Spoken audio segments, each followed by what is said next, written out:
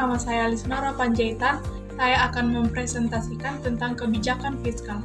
Baik, pengertian kebijakan fiskal. Kebijakan fiskal adalah suatu kebijakan ekonomi dalam rangka mengarahkan kondisi perekonomian untuk menjadi lebih baik dengan jalan mengubah penerimaan dan pengeluaran pemerintah. Kebijakan fiskal bertujuan menstabilkan perekonomian dengan cara mengontrol tingkat bunga dan jumlah uang yang beredar. Instrumen utama kebijakan fiskal adalah pengeluaran dan pajak. Perubahan tingkat dan komposisi pajak dan pengeluaran pemerintah dapat mempengaruhi variabel-variabel berikut. Variabel yang pertama adalah permintaan agregat dan tingkat aktivitas ekonomi. Dan yang kedua adalah pola persebaran sumber daya. Dan yang ketiga adalah distribusi pendapatan. Adapun instrumen kebijakan fiskal adalah penerimaan dan pengeluaran pemerintah yang berhubungan erat dengan pajak. Anggaran defisit, yang pertama adalah anggaran defisit atau kebijakan fiskal ekspansif. Anggaran defisit adalah kebijakan pemerintah untuk membuat pengeluaran lebih besar dari pemasukan negara guna memberi stimulus pada perekonomian. Yang kedua adalah anggaran surplus atau kebijakan fiskal kontraktif.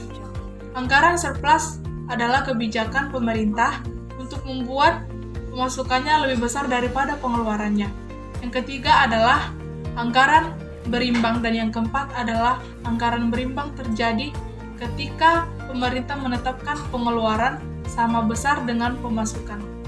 Tujuan kebijakan fiskal adalah untuk mempengaruhi jalannya perekonomian. Akan dilanjutkan oleh teman saya. Kenalkan, nama saya Yohanes Simanjuntak dan saya akan menjelaskan tentang kebijakan moneter. Kebijakan moneter adalah kebijakan yang diambil oleh Bank Sentral dengan tujuan memelihara dan menstabilkan mata uang agar perekonomian negara tersebut tidak anjlok. Baru tujuan kebijakan moneter ini yaitu untuk Perkenalkan, nama saya Yohanes Simanjuntak dan di sini saya akan menjelaskan tentang kebijakan moneter.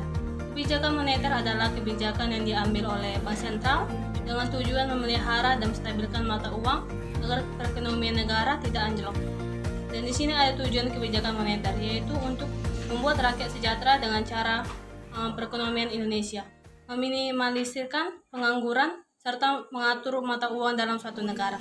Tapi selain itu masih ada. Yang pertama, inflasi. Kebijakan moneter ini menargetkan tingkat inflasi. Jika tingkat inflasi rendah, maka perekonomian suatu negara itu baik. Yang kedua, nilai tukar mata uang. Sebagai contoh, Bank Indonesia dapat meningkatkan jumlah uang beredar dengan mengeluarkan lebih banyak uang cetak. Dalam kasus ini, maka mata uang negara lebih murah dibandingkan mata uang asing. Yang ketiga, yaitu memperbaiki neraca perdagangan kerja masyarakat.